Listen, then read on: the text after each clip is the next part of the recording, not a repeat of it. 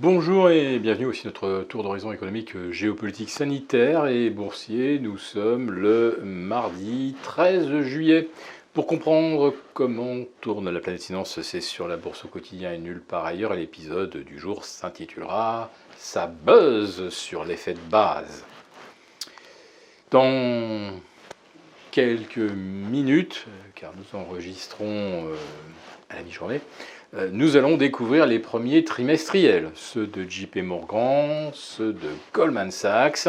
C'est le coup d'envoi des trimestriels du deuxième trimestre 2021. Et ça devrait être les meilleurs trimestriels de tous les temps en termes de variation par rapport au trimestre correspondant de l'année précédente. Je vous disais, ça devrait être le meilleur trimestre de tous les temps, parce que pour justifier les valorisations actuelles du marché, il faudrait effectivement que ce soit le meilleur trimestre de tous les temps. Pas seulement le meilleur trimestre depuis le quatrième de l'année 2019, qui était le dernier, qui soit une vraie référence hors perturbation sanitaire. Et là, il va falloir vraiment que les entreprises ne déçoivent pas. Alors, on était parti sur une hypothèse de croissance de 60% par rapport au deuxième trimestre 2020, ce qui, quelque part, n'est pas choquant, n'est pas fantaisiste. Et puis, au gré des révisions successives, on arrive maintenant à 66% de hausse des résultats, c'est-à-dire 2/3 de mieux qu'au deuxième trimestre 2020. Comme nous avons la chance que les deux premiers résultats soient ceux de banques d'affaires qui sont très actifs sur les marchés, je ne vous fais pas le dessin, avec des marchés qui ont pulvérisé des centaines de records absolus depuis le mois de juin 2020, car rappelez-vous, c'est en juin 2020 que le Nasdaq avait rattrapé déjà toutes ces pertes liées à ces 4 semaines terribles de fin février à la mi-mars. Donc, nous en sommes à des centaines de records historiques absolus. Un nouveau triplé, un nouveau carton plein d'ailleurs a été réalisé lundi soir par le S&P, le Nasdaq et le Dow Jones en clôture. On va dire que le mouvement semble absolument inarrêtable. En tout cas, tant que les opérateurs ne sont pas déçus. Voilà.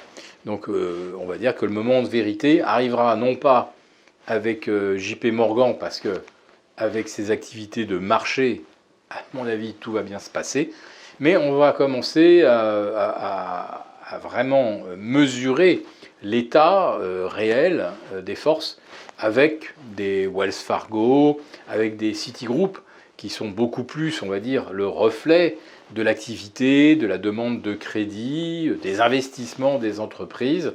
Donc là, il va falloir attendre mercredi, jeudi, vendredi. Alors, mercredi, c'est un jour semi-férié en France, mais il faudra quand même, évidemment, y jeter un œil. Maintenant, la question pour revenir un petit peu à notre contexte français, est-ce que les mesures annoncées hier soir par le président de la République sont de nature à faire dérailler cette croissance de 6% qu'on nous promettait ? Il faut dire qu'on se retrouve maintenant un petit peu face à un océan d'incertitudes. Tout d'abord, par la nature profondément inconstitutionnelle des mesures qui aboutissent à un apartheid social, qui est d'ailleurs totalement assumé. M. Gabriel Attal l'a dit, il ne s'agit pas de contraindre, mais d'imposer quand même des règles fortement contraignantes. Voilà, ce sont à peu près ces mots. On peut dire que jamais la France n'a été gouvernée de la sorte depuis au moins 2, voire 3 générations. Alors, certaines n'ont peut-être pas aujourd'hui gardé le souvenir de temps que je pourrais qualifier d'un petit peu obscur, mais il est difficile de déterminer si tout ce qui était annoncé va se passer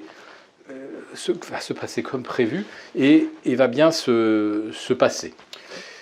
Si malgré des vaccinations très étendues, des mesures sanitaires doivent être prises à l'automne, alors fatalement, les niveaux de croissance qu'on attend ne seront pas au rendez-vous.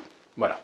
La seule chose qui est certaine désormais, c'est que pour chaque acte de la vie quotidienne, vacciné ou non, il faudra présenter un pass, donc soit avec une vaccination à jour, soit avec un test PCR négatif, ce qui va forcément beaucoup limiter, à mon avis, la reprise par exemple d'un secteur comme le tourisme, parce que beaucoup de gens d'abord ne seront pas vaccinés d'ici le mois de septembre, seront donc interdits de trains, d'avions, etc. Beaucoup d'activités risquent de voir d'ores et déjà leur possibilité de reprise freinée par les mesures qui viennent d'être annoncées.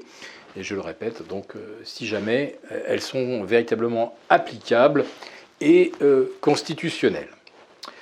Nous vous retrouvons donc jeudi pour une nouvelle quotidienne et pour un live avec nos abonnés premium à partir de 11h30. Très bonne journée.